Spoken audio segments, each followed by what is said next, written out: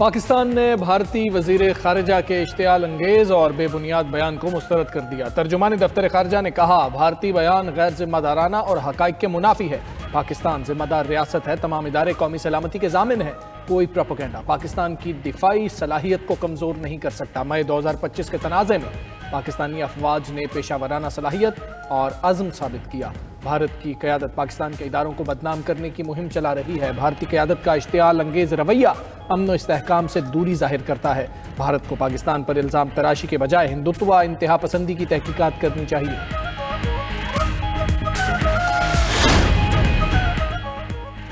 پاک فوج کی ساکھ اور ریاستی اداروں پر ملک دشمن بیانیے کے خلاف D G I S P R کا غیر متزلزل موقف سامنے آ گیا۔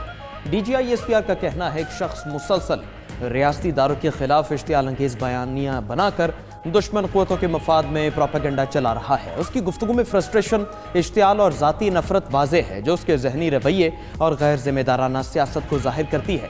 اس شخص کے بیانیے کا مرکز فوج کی قیادت کو متنازع بنانا اور ریاستی ڈھانچے میں دراڑ ڈالنا ہے۔ اس کے پاس ایک صوبے کی حکومت ہے، مگر اپنی گورننس اور کارکردگی پر بات کرنے کی بجائے فوج پر مستقل حملے کرنا اس کی سیاسی حکمت عملی بن چکی ہے۔ جھوٹ اور منافقت تحریک انتشار کا وتیرہ بن چکا۔ 9 مئی سے بڑا کوئی جرم نہیں ہو سکتا، وزیر اطلاع عطا تارڑ کا کہنا ہے۔ D G I S P R نے درست کہا، یہ انتشاری روز فوج اور عوام کے درمیان دراڑ ڈالنے کی کوشش کرتے ہیں۔ مارکہ حق میں جیتنے والی فوج کو بدنام کر کے دشمن کے بیانیے کو فروغ دے رہے ہیں۔ شخصیت پرستی اور سیاسی مفاد کی خاطر یہ ملک کو تباہ کرنا چاہتے ہیں۔ وزیر برائے ریلوے حنیف عباسی نے کہا، بانی پی ٹی آئی سے جیل برداشت نہیں ہو رہی، انتشار پھیلا کر ملک کی سلامتی کو داؤ پر لگا رہے ہیں۔ افواج پاکستان کے خلاف سازشیں ناقابل قبول ہیں، پی ٹی آئی کے بیانیے کو کامیاب نہیں ہونے دیں گے۔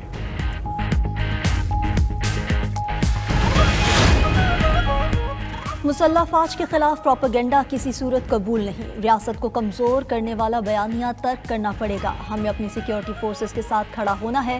ریاست ہوگی تو سیاست ہوگی۔ وزیر اعلیٰ بلوچستان سرفراز بگٹی کی نیوز کانفرنس بولے، ایک جماعت شہرت کا بیانیہ لے کر چلتی ہے، الیکشن میں اس جماعت کا بیانیہ سب نے دیکھ لیا، عوام نے تصادم کی سیاست مسترد کر دی۔ سرفراز بگٹی مزید بولے کہ بلوچوں کو لاحاصل جنگ کی طرف دھکیلا گیا، دہشت گرد قوم پر اپنا نظام مسلط نہیں کر سکتے۔ بلوچستان میں صرف انٹیلیجنس بیسڈ آپریشن ہو رہے ہیں، یہ جنگ صرف سیکیورٹی فورسز کی نہیں۔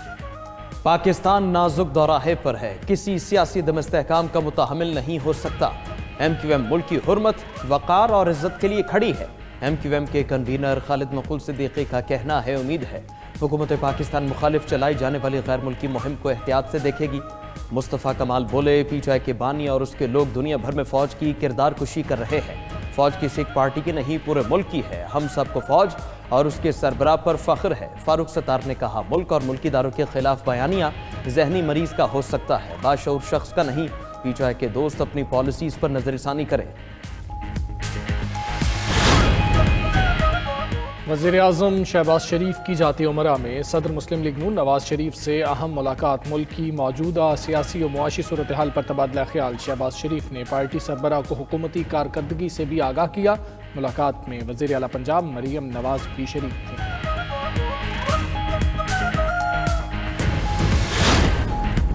پاکستان کے لیے 1 ارب 20 کروڑ ڈالر کی قسط کی منظوری کا امکان۔ I M F executive board کا اجلاس کل ہوگا۔ پاکستان کو آئی ایم ایف قرض پروگرام کے تحت 1 ارب ڈالر ملیں گے۔ کلائمیٹ فائنینسنگ کی مد میں پاکستان کو 20 کروڑ ڈالر جاری کیے جائیں گے۔ پاکستان اور آئی ایم ایف کے درمیان 14 اکتوبر کو سٹاف لیول معاہدہ ہوا تھا۔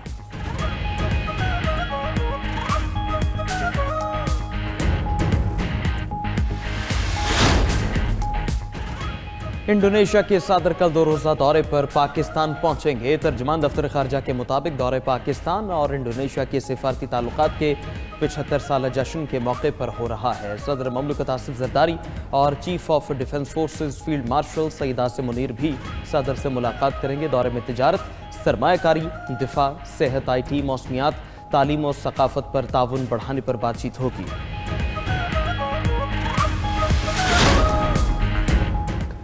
وزیر داخلہ محسن نقوی کا برطانیہ کا دورہ۔ برطانوی حکام سے ملاقاتیں کریں گے۔ شہزاد اکبر اور عادل راجہ کی حوالگی کا معاملہ زیر غور آئے گا۔ وزیر داخلہ برطانوی ہائی کمشنر کے سامنے معاملہ پہلے ہی اٹھا چکے۔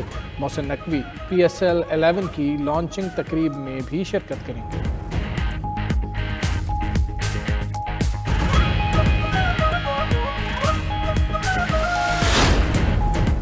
वज़ीर आला पंजाब मरीम नवाज का M2 Ravi toll plaza river training works का दौरा, प्रोजेक्ट पर पेशरफ्त का जायजा लिया। वज़ीर आला मरीम नवाज की रावी सिटी में तरक्याती काम तेज करने की हिदायत।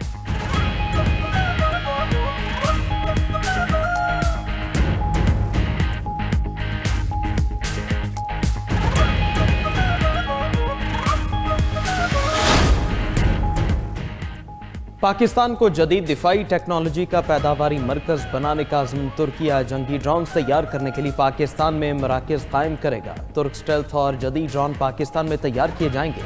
ब्लूमबर्ग की रिपोर्ट के मुताबिक तुर्किया ने पाकिस्तान को 5th जनरेशन फाइटर प्रोग्राम में शमूलियत की भी पेशकश की।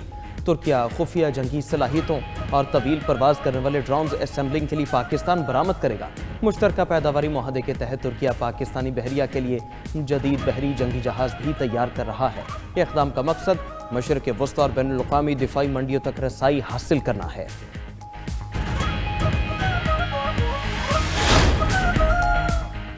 परफॉर्मेंस में सिंध का मुकाबला किसी सूबे से नहीं पूरी दुनिया से है। सिंध हुकूमत किसानों पर 56 अरब रुपए खर्च कर रही है। दुनिया का सबसे महंगा इलाज सिंध हुकूमत मुफ्त कर रही है। वज़ीर इत्तलात सिंध शर्जील मेमन ने खुली कचहरी से खिताब किया। 1 माह में टंडोवाला यार से हैदराबाद तक पीपल्स बस सर्विस शुरू करने का ऐलान। कहा, मुनशियात का खातिमा पूरे मुल्क के लिए चैलेंज बन चुका है। मुनशियात फरोश के लिए कोई छूट नहीं, इबरतनाक सजा दी जाएगी। अमीर जमात इस्लामी हाफिज नईमुर रहमान का 21 दिसंबर को मुल्क भर में धरना देने का ऐलान। बोले, लाहौर में बल्दियाती कानून के खिलाफ मुजाहिरे में ये पहले एक्ट लाते हैं, फिर इसे चैलेंज करके कौम को बेवकूफ़ बनाते हैं। पंजाब का बल्दियाती एक्ट काला कानून है। ये कानून शहरों का और यूनियन कौंसिल का हक भी खा रहा है। यहाँ चचा वज़ीर आज़म और भतीजी वज़ीर आला है। पॉलिटिकल वर्कर 40-40 साल मेहनत करता है, लेकिन कभी पार्टी का सरबराह नहीं बन सकता। हमने मिलकर इस निज़ाम का खात्मा करना है।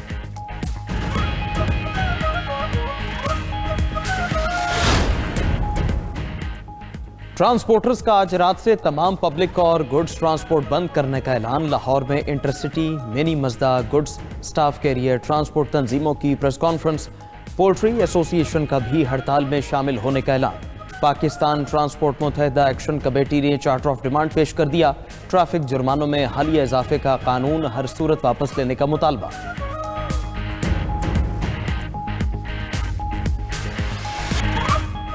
सिंधी सकाफत को उजागर करने का दिन। मोहब्बत, अमन, रवादारी, मेहमान नवाजी सिंधी कल्चर की पहचान। कल्चर डे पर सिंध भर में रिवायती जोश व खरोश, मुख्तलिफ शहरों में रैलियां और तकरीबात, रिवायती नगमों पर रक्स। ज़िला बदीन में अजरक से बने 40 फीट लंबे झंडे को लहराया गया। सदर ममलिकत Asif Zardari, chairman peoples party Bilawal Bhutto और वज़ीर आला सिंध मुराद अली शाह की कल्चर डे पर सिंध समेत पूरी कौम को मुबारकबाद। कहा, सिंधी सकाफत पाकिस्तान की मुतनव्वे सकाफती गुलदस्ते में खुश रंग फूल है। हमारी सरजमीन ने दुनिया को अमन, मोहब्बत और इल्म दिया। ख़वातीन और बच्चियों पर मज़ालिम का इल्ज़ाम। ऑस्ट्रेलिया ने अफ़गान तालिबान हुकूमत के 4 अहदेदारों पर माली और सफरी पाबंदियाँ आयद कर दी। मोहम्मद खालिद हनफी, मोहम्मद नदीम, अब्दुल हकीम शरई और चीफ जस्टिस अब्दुल हकीम हक्कानी के नाम शामिल। ऑस्ट्रेलवी वज़ीर के मुताबिक पाबंदियों का मकसद तालिबान पर बराह रास्त दबाव बढ़ाना और अफ़गान अवाम के हुकूक के लिए खड़े होना है।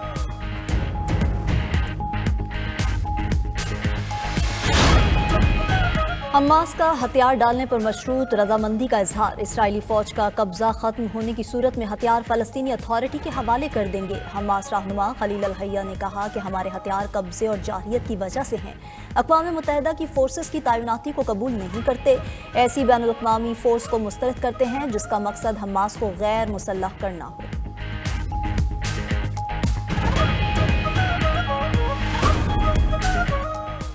मगरबी बंगाल में नई बाबरी मस्जिद की तामीर संगे बुनियाद रखने की तकरीब में हज़ारों अफराद की शिरकत। कई लोग ईंटें उठाकर साथ लाए। तृणमूल कांग्रेस पार्टी से मुअत्तल एमएलए हमायूं कबीर ने संगे बुनियाद रखने की तकरीब मुनक्किद की। नामालूम शख्स की जानिब से तामीर के लिए 8 करोड़ रुपए दिए जाएंगे।